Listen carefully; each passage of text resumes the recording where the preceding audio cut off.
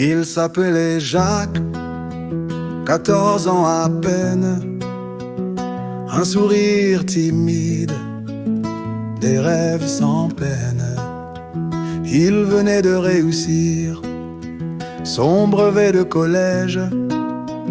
Il avait la bouche toute ronde avec ses airs de premier de la classe. Un monde à inventer. C'était un gamin, un enfant curieux, la tête pleine d'étoiles, les yeux vers les cieux.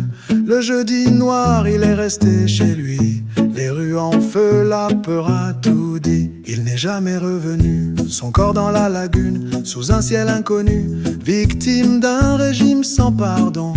Un enfant tombé pour une question de pouvoir, pour une question de dynastie. Jacques, on n'oubliera jamais ton prénom.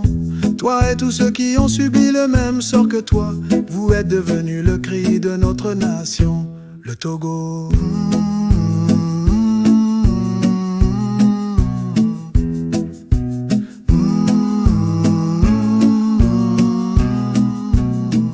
Quand la nuit est tombée, Jacques est sorti pour trouver un repas, pour nourrir sa vie.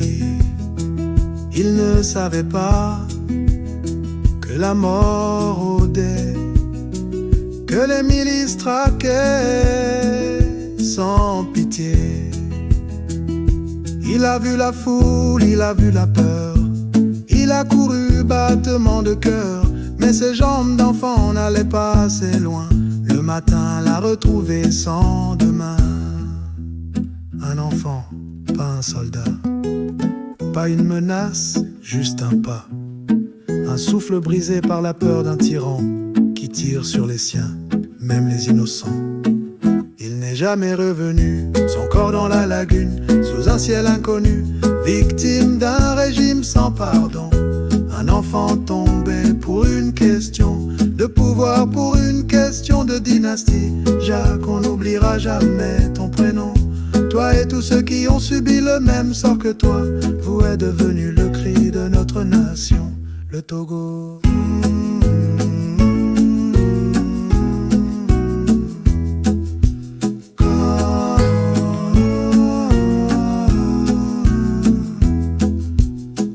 Il s'appelait Jacques, il voulait juste vivre. Et le Togo pleure, un enfant qu'on a privé d'avenir.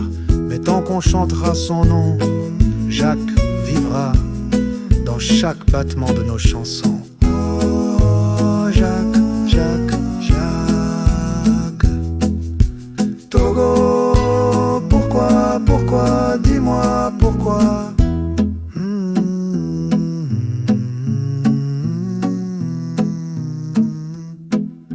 Source, Chronique de France-Afrique.